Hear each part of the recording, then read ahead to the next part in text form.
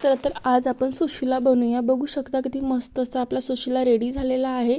बिलकुल असं एकमेकाला चिटकत नाही, एकदम पोह्यासारखा असा मोकळा। तेच ते पोहे उपमा खाऊन जर कंटाळले असाल तर हलका फुलका तुम्हाला दुपारची जर भूक लागली असेल तर नक्की तुम्ही अशा पद्धतीने एक वेळेस नाश्ता बनवा, खूप मस्त असा लागतो।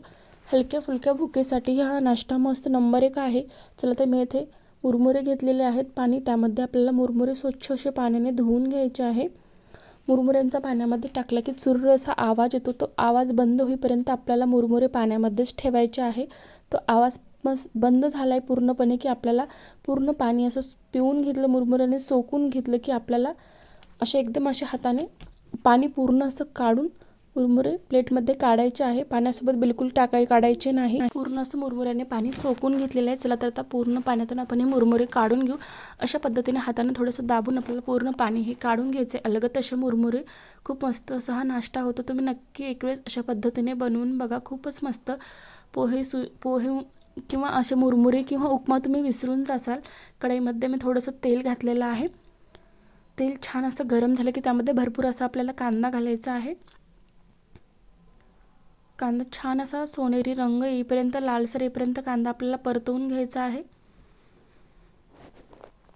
छान असा मस्त कांदा आपला लालसर झालेला आहे, बघू शकता। आता यामध्ये मी मिरचीचे तुकडे टाकत आहे। 2 ते 3 मिरच्यांचे तुकडे कट करून टाकत आहे मी यामध्ये। ते पण छान असं परतवून घ्यायचे, आपल्या फ्राय करून घ्यायच्या आहेत मिरच्या। तर शेंगदाणे घालायचे यामध्ये, मस्त असे शेंगदाणे लागतात।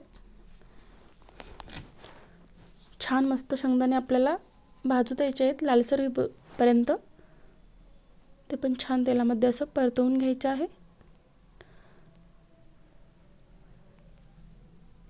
तर यामध्ये मी कढीपत्ता घातलेला आहे, 7 ते 8 कढीपत्त्याचे पानं घातलेले आहेत। ते पण छान असं परतवून घ्यायचे आहे आपल्याला। थोडंसं कोथिंबीर घालायचं आहे, कोथिंबीरला पण परतवून घ्यायचं आहे। थोडंसं जिरं घातलेलं आहे मी। सुरुवातीला जर जिरं मोहरी घातला तर एकदम करपतील, त्यामुळे मी नंतर घातलेलं आहे जिरं व मोहरी थोडंसं। ते पण छान परतवून घ्यायचं। व आता यामध्ये 1 चम्मच हळद घालायची। हळदीला पण छान परतवून घ्यायचं आहे आपल्याला। कमी गॅस करायचा आहे आपल्याला। आता 1 चम्मच मीठ घालायचं, छान असं परतवून घ्यायचं आहे आता आपल्याला। बघू शकता किती मस्त असा आपला फोडणीचा कलर आहे दिसत आहे व किती छान अशी फोडणी आपली झालेली आहे रेडी। थोडीशी चिमूटभर यामध्ये मी साखर घातलेली आहे। खूप मस्त असा सुशिला होतो साखर घातली की। थोडंसं साखर घालायची आवर्जून, एक वेळेस तुम्ही साखर घालून बघा सुशिला करून। आता यामध्ये आपल्याला मुरमुरे घालायचे आहे। एकदम मोकळा असा सुशिला आपला हा रेडी होतो, बनतो। अशा प्रकारे आता कमी गॅस करायचा, आपल्याला छान असं एकजीव करून घ्यायचं आहे, असं परतवून घ्यायचं आहे। सर्व मसाले, सर्व फोडणी आपली मुरमुऱ्याला लागली पाहिजे। किंवा गॅस जरी बंद केला तरी पण चालते, कमी गॅस केला तरीही पण चालते, पण फुल गॅस बिलकुल करू नका, नाही तर कढईला आपले मुरमुरे चिटकतील। किती मस्त असा कलर आलेला आहे, बघू शकता तुम्ही। थोडंसं जिरं पावडर घातलेलं आहे वरून मी। थोडंसं यावरती कोथिंबीर घालणार आहे मी, कोथिंबीर घालायची।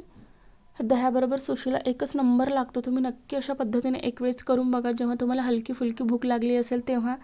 चला तर आजची रेसिपी कशी वाटली कमेंटद्वारे नक्की कळवा। व्हिडिओ आवडला असेल तर एक लाईक करा, शेअर करा, चॅनलला सबस्क्राईब करा। अशाच नवीन नवीन तुम्हाला साध्या सोप्या रेसिपी बघायला मिळतील। छान असा मस्त आपला सुशिला रेडी झालेला आहे, किंवा तुम्ही दह्याबरोबर सुद्धा खाऊ शकता, खूप मस्त असा लागतो।